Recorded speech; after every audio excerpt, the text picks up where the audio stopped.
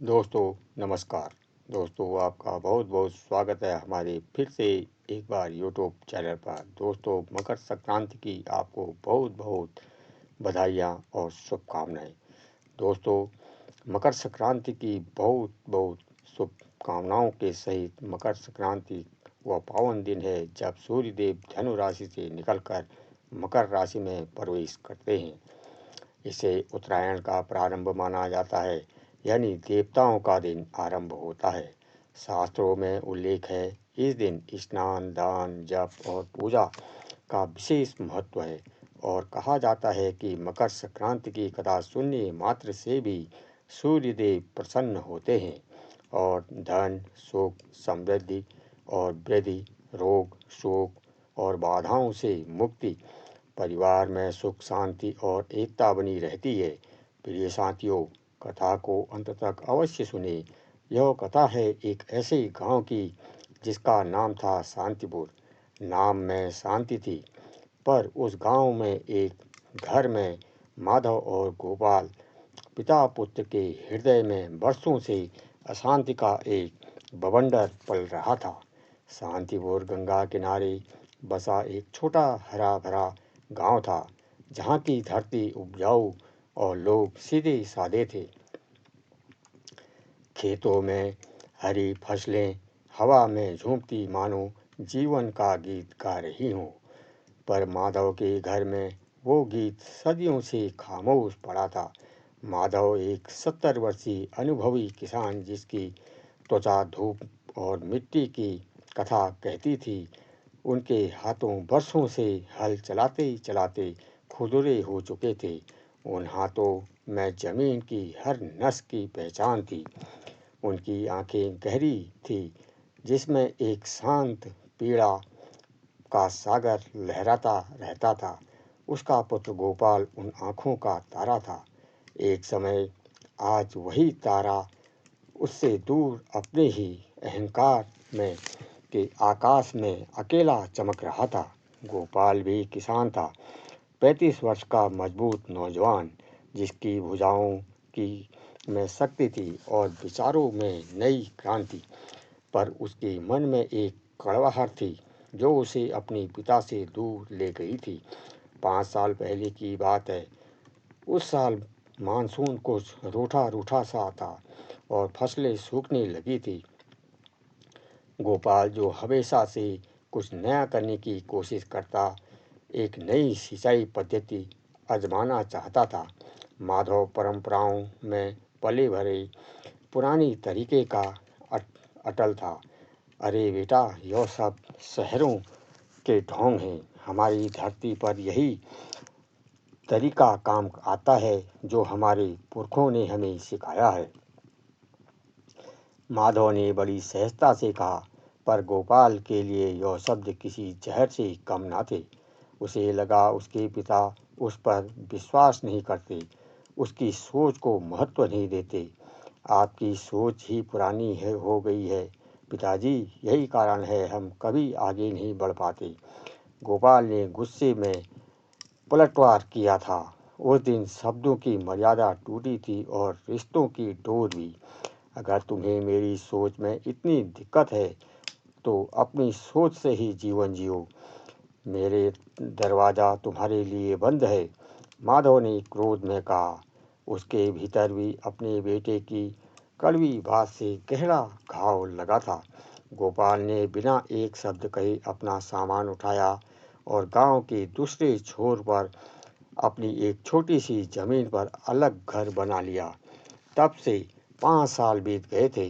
ये दोनों एक ही गांव में रहते थे, एक ही बाजार में मिलते, एक ही खेतों में मेरे पर काम करते, पर उनकी आंखें एक दूसरे से कभी नहीं मिली। जब भी वे एक दूसरे के पास से गुजरते, एक असहज चुप्पी, एक अनदेखी दीवार उनके बीच खड़ी हो जाती। माधव का दिल हर पल अपने बेटे के लिए धड़कता, पर उसका अहंकार अपने बेटे की उस दिन की कटु बातें उसे पास जाने से रोकती थी। गोपाल भी अपने पिता को देखकर टीस महसूस करता, पर क्यों मैं ही पहले झुकूं। का भाव उसे जाकर जकड़ लेता था। उसकी माँ, जो इन दोनों के बीच एक सेतु का काम करती थी, इन सबसे पहले ही स्वर्ग सिधार चुकी थी। उनकी अनुपस्थिति ने इस खाई को और भी गहरा कर दिया था। अब मकर संक्रांति का पावन पर्व नज़दीक था। पूरे शांतिपुर में उत्सव का माहौल था। घर घर में तिल गुड़ की सौंधी खुशबू फैल रही थी।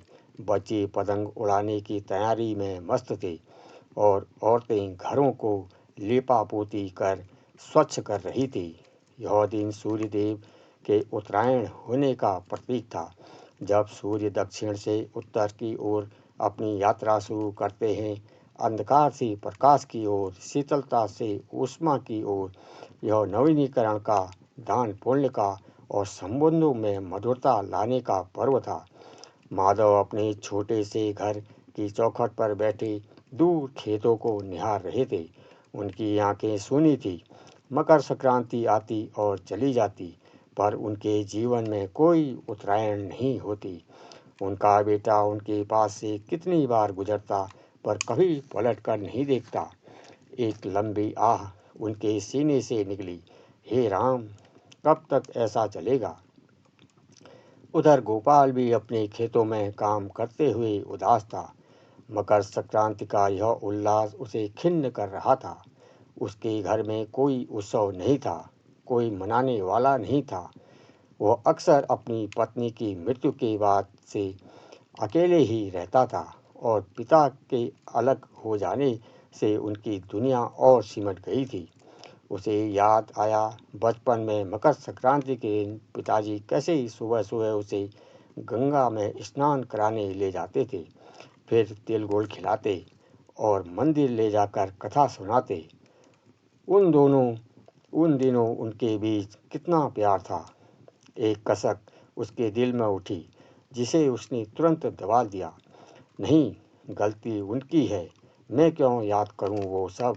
मकर संक्रांति की पूर्व संध्या पर गांव के ठाकुर बाबा, जो गांव के सबसे वृद्ध और ज्ञानी व्यक्ति थे, माधव के पास आए।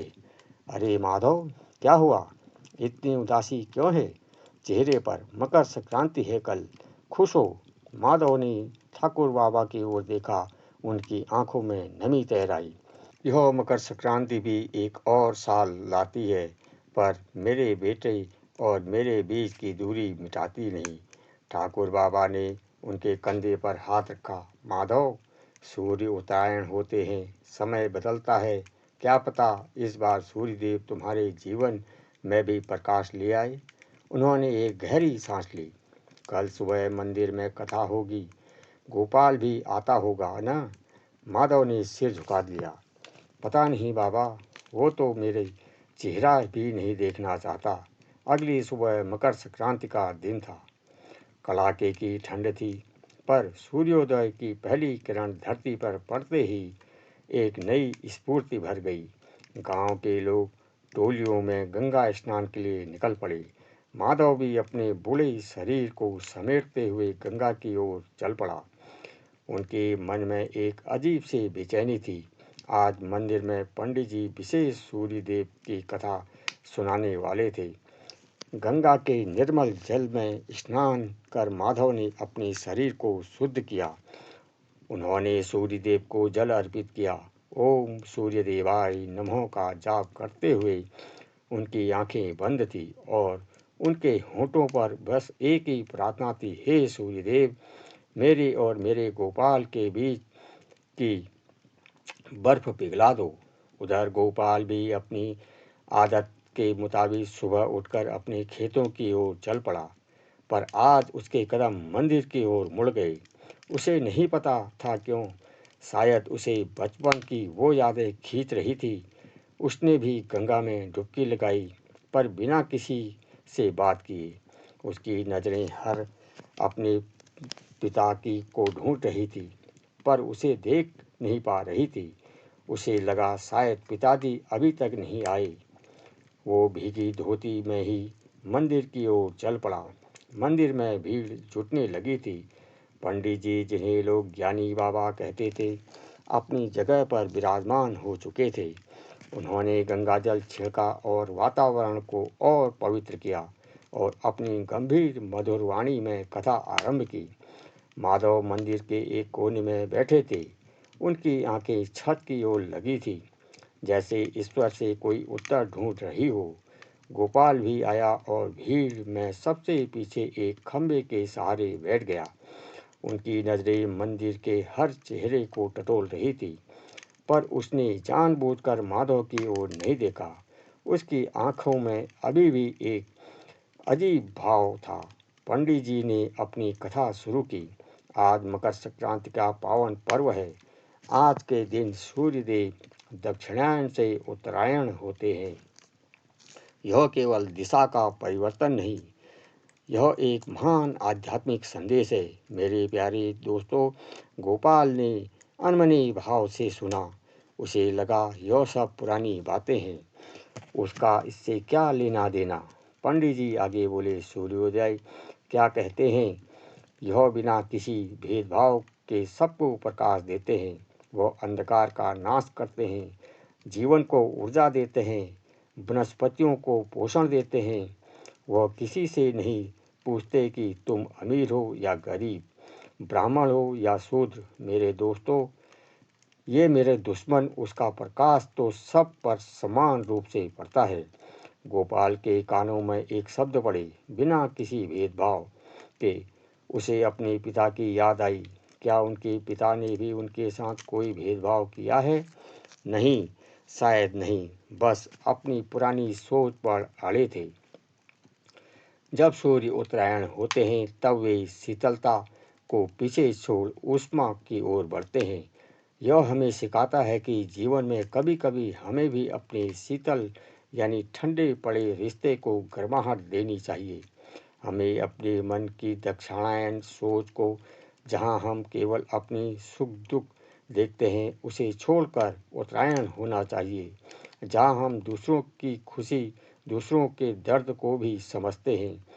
पंडित जी की वाणी में गहरा भाव था। माधव की आंखों में आंसू आ गए। वो मन ही मन प्रार्थना करने लगे, क्या मेरे गोपाल भी यह सब सुन रहा होगा, समझ रहा होगा? गोपाल ने मन में एक बेचैनी होने लगी। पंडित जी के शब्द तीर की तरह उसके हृदय में चुभ रहे थे। उसे याद आया बचपन में उसके पिता उसे कंधे में बैठाकर पूरे गांव में घुमाते थे। एक बार वह बीमार पड़ा था तो माधव ने रातों रात भर जागकर उसकी सेवा की थी। उस दिन तो कोई भेदभाव नहीं था। पंडित जी ने अपनी कथा को आगे बढ़ाया। यह उत्तरायण हमें त्याग सिखाता है। सूर्योदय अपना सर्वस्व लुटाते हैं बिना किसी उम्मीद के। रिश्ते में भी हमें यही त्याग अपनाना चाहिए। अहंकार, क्रोध, ईर्ष्या, यह सब हमारे मन के अंधकार हैं। जैसे सूर्य इन अंधकारों को मिटाते हैं, वैसे ही हमें भी अपने अहंकार की रात्रि को छोड़कर क्षमा के सूर्योदय की ओर बढ़ना चाहिए। अहंकार, गोपाल के मन में यह शब्द गूंज उठा। क्या यह सच नहीं था? उसका अपना अहंकार ही तो था जो उसे अपने पिता के पास जाने से रोक रहा था। उसने सोचा था, मैं क्यों झुकूं? गलती उनकी थी। पर क्या गलती सिर्फ उनकी थी? क्या उनका गुस्सा, उनका कठोर जवाब, उनकी जिद उनकी ही गलती थी? उसने अपने पिता के उम्र भर के त्याग को उस एक पल के गुस्से में भुला दिया था। गोपाल की आंखों में अचानक आंसू आने लगे थे। उसे याद आया उसकी माँ के देहांत के बाद जब वह पूरी तरह टूट गया था, तब माधव ने ही उसे संभाला था। उन्होंने ही उसे समझाया था कि जीवन में आगे बढ़ना होता है, चाहे कितने भी कष्ट क्यों न आए। वे तब भी तो उनके पिता थे, उनके गुरु थे। पंडित जी ने आगे कहा, मकर संक्रांति पर तिल गुड़ का दान क्यों किया जाता है? तिल में तेल होता है तो प्रेम का प्रतीक है, गुरु मिठास का प्रतीक है। हमें अपने रिश्तों में प्रेम और मिठास घोलनी चाहिए, कड़वाहट को त्याग देना चाहिए। जैसे सूर्य बिना भेदभाव के सबको प्रकाश देते हैं, वैसे ही रिश्ते में भी बिना शर्त प्रेम बांटना चाहिए। गोपाल की आंखों में अब आंसू झलकने लगे थे। वो जोर जोर से रोना चाहता था, पर उसने खुद को संभाला। उसे समझ आ गया था कि उसने कितना समय व्यर्थ कर दिया है, कितनी खुशियां गंवा दी हैं अपने अहंकार की वजह से। उसके पिता ने बुढ़ापे में उसके सहारे का हकदार था। वो अकेला जी रहा था। माधव की कमर झुकी हुई थी, बालों में चांदी उतर चुकी थी, चेहरे पर गहरी झुर्रियां थी। यह सब उसने कब देखा था ठीक से? वह तो हमेशा अपनी आंखों पर अहंकार की पट्टी बांधे रहता था। नहीं, अब और नहीं। गोपाल के मन में एक दृढ़ निश्चय उभरा। उसकी सांसें तेज हो गई। उसे अब अपने पिता को देखना था। उसने भीड़ में अपनी नज़रों को दोहराया और दौड़ती हुई नज़रों से देखा। उसकी आंखें माधव पर पड़ी। माधव, जो कथा सुनते सुनते अपने आंचल से आंसू पोंछ रहे थे, उसके चेहरे पर वही पुरानी पीड़ा झलक रही थी। वे इतने कमज़ोर दिख रहे थे। गोपाल का दिल चित्कार कर उठा, यह मैंने क्या किया? मैंने अपने पिता को कितना दर्द दिया। पंडित जी ने कथा का समापन किया। तेरे मेरे प्यारे भक्तों, आज सूर्योदय के उत्तरायण होने पर इस पवित्र अवसर पर आइए हम सब भी अपने मन को उत्तरायण करें, अपने अहंकार को त्यागें, क्षमा करें और क्षमा मांगें, रिश्तों को फिर से जोड़ें, क्योंकि असली मकर संक्रांति तभी है जब हमारे हृदय में भी प्रेम का सूर्योदय हो। कथा समाप्त होते ही मंदिर में हल्की हलचल हुई। लोग अपने अपने घरों की ओर चलने लगे, पर गोपाल अपनी जगह पर बैठा था। उसकी आंखों से आंसू थम नहीं रहे थे। उसका शरीर कांप रहा था। एक अदृश्य शक्ति उसे अपने पिता की ओर खींच रही थी। माधव धीरे धीरे उठे। उनकी पीठ झुकी हुई थी, कदम लड़खड़ा रहे थे। जैसे ही वह मुड़े, उनकी नज़र गोपाल पर पड़ी। एक पल के लिए उनकी आंखें मिली। माधव की आंखों में सदियों की प्रतीक्षा थी और अब एक हल्की सी उम्मीद की चमक भी थी, पर वे कुछ बोल नहीं पाए, बस देखते रहे। गोपाल ने एक लंबी सांस ली, अपने आंसुओं को पोंछा और अपने स्थान से उठा। उसके अंदर का अहंकार पिघल चुका था, जैसे बर्फ सूरज की रोशनी में पिघल जाती है। उसकी आंखें लाल थीं, पर उसमें अब कोई कड़वाहट नहीं थी, केवल पश्चाताप और प्रेम था। गोपाल धीरे धीरे अपने पिता की ओर बढ़ा।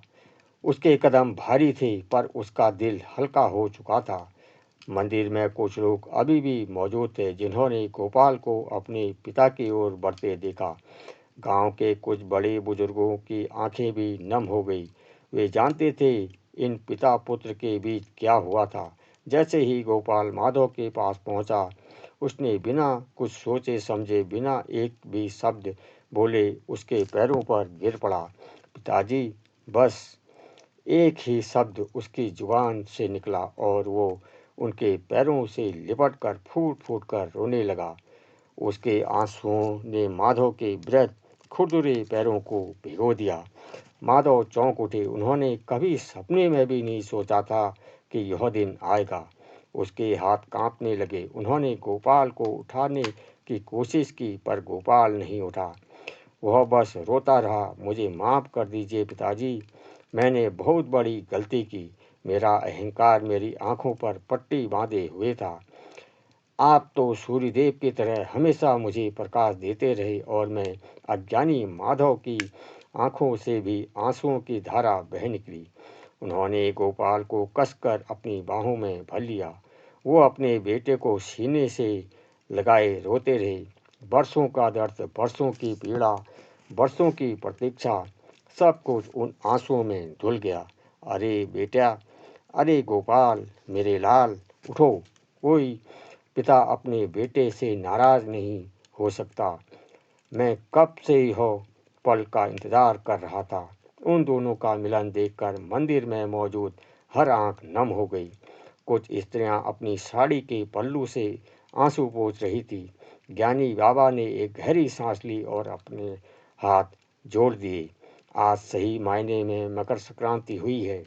आज 2 हृदयों का उत्तरायण हुआ है। माधव ने गोपाल का चेहरा अपने हाथों में लिया। चल बेटा, घर चल।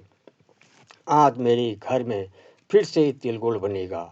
आज मकर संक्रांति का असली उत्सव है। दोनों पिता पुत्र कंधे से कंधा मिलाकर मंदिर से बाहर निकले। सूर्यदेव की किरणें उनके चेहरे पर पड़ रही थी, जैसे उन्हें आशीर्वाद दे रही हो। गांव वाले उनकी ओर देख रहे थे। उनकी आंखों में अब उदासी नहीं, बल्कि एक गहरी खुशी थी। उस दिन शांतिपुर गांव में एक नई रौनक थी। माधव के घर में बरसों बाद चूल्हा जला और तिलगुड़ की सौंधी खुशबू एक बार फिर वातावरण में फैल गई।